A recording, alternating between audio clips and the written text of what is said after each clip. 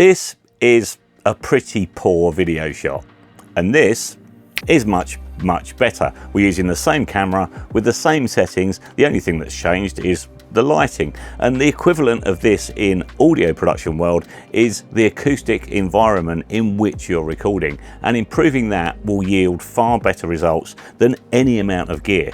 But this video isn't just about acoustics. I'm about to start work on some remasters and remixes for an artist who has had their original multi-track tapes from pretty much every decade from the 60s right through to the noughties restored and converted to a modern digital format. And it's been very interesting listening to the original raw unmixed recordings and how the sound has changed through the decades as the technology has evolved. But in almost every case with material from any of those decades, pushing up the faders results in something that sounds very much like the original record. There's just a higher track count as you progress through the years, and that really got me thinking about my own journey with gear and what's changed and what hasn't. And in terms of the technology, a lot has changed, but only in the way I capture, process and release audio. I'm still using a microphone to capture a vocal, I'm still using microphones to capture a drum kit, and I'm generally not using samples to replace or augment drums on my own recordings because I couldn't do that back in the day, so I got used to not doing it. And that's because there's one key thing that has really been hammered home to me on this recent journey. A lot of our younger viewers, especially those who are only just coming up through the computer and DAW age, miss this, and it's the most important thing, the most important tip for better recordings. 90% of a great recording happens before the sound hits the microphone, or before the key triggers the software instrument. But most of you, our audience, are making music that involves using at least one microphone, and some of the most common questions we get asked are based around issues with recordings made with that microphone. Should I get a better mic? What's the best mic preamp for £2,000? What's the best de-esser plugin? I've made a lot of silly jingles and bits of music for this channel over the past couple of years, and most of them involve a bloody awful vocal. In my face, putting things in my face. And that vocal is bloody awful, whether I use a Shure SM58 going into a cheap audio interface, or whether I use the new Lewitt LCT 1040 going into a boutique mic pre and high-end converters. And the reason it's bloody awful is because that's what comes out of my mouth. I can't sing for shit, and so I don't. I'm limited to recording silly stings and intros in a stupid voice for live streams, and therefore have a long history of writing and recording instrumental music. If I want my vocal to sound better, then it doesn't matter what gear I'm using, I'm going to need singing lessons. And this holds true for instrumental recordings as well. My own personal output really jumped up a notch in the late 1980s when I bought my first Hammond.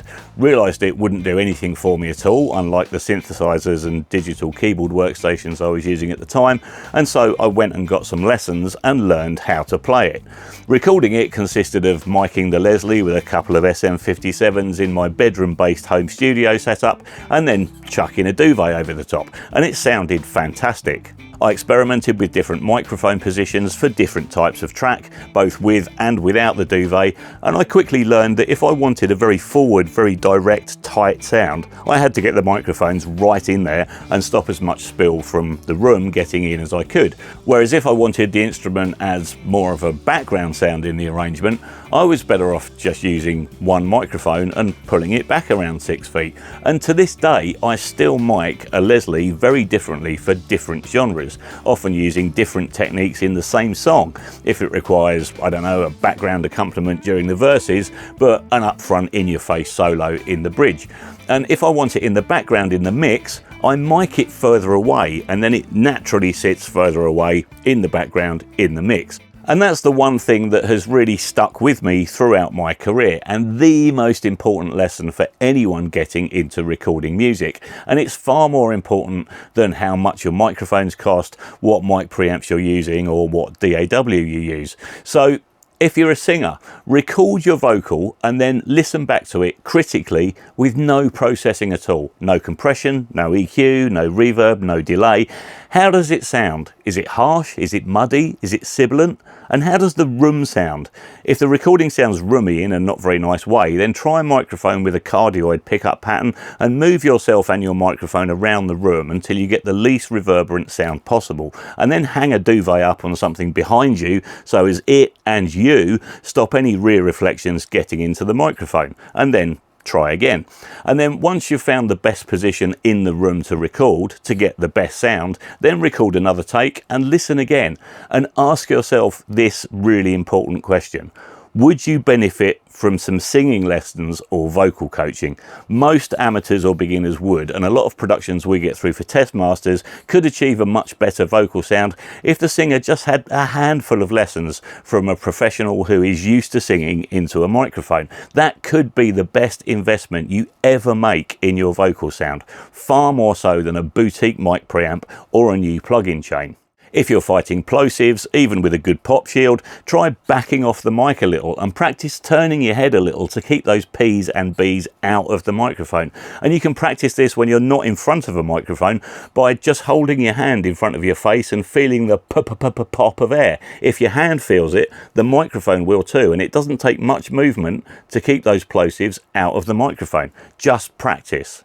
Also be aware of where sound comes from. A great deal of the sound of the human voice comes from the mouth, but a lot also comes from the chest and the head. If you need a fuller vocal in the low end, then try aiming the mic down towards your chest a little and experiment with close miking your head. It sounds ridiculous, but you'll be surprised at what you hear, and adjusting the position of the microphone should be the first step in tackling sibilants or nasal sounding vocals or tackling any other issues. The microphone doesn't always have to point directly at the mouth.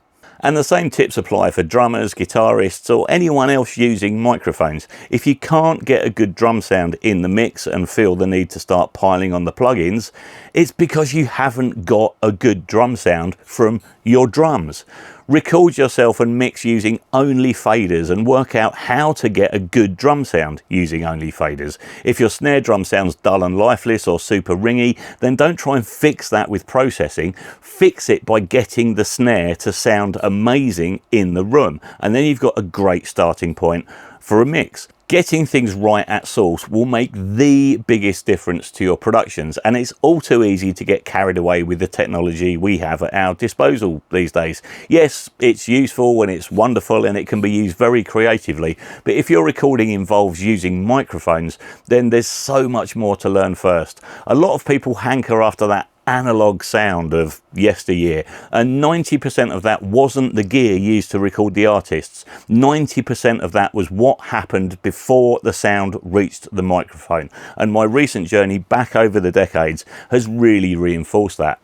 The next time you're creating a song, when it comes to mix time, push all the faders up to 0 and just take a listen. How does it sound? If the mix is already 90% of the way there, then you're off to the best start. If it sounds crap and you can't even hear half of it, then go back to the source to find out why. Don't try and push it forwards from a crap starting point. Most of the classic records we know and love aren't classic because of the gear used to record them. A good artist can make a great record these days using nothing more than a handful of tracks with no plugins in any DAW. And if you can nail that skill and get that 90% of it where it needs to be before it reaches the microphone, then you'll really be taking everything up to the next level. Starting with this is so much easier than trying to fix this in post-production. Click on the video on your screen now for some tips on how to improve the acoustics in your room for very little money, and thanks for watching, and you'll see us in the next one.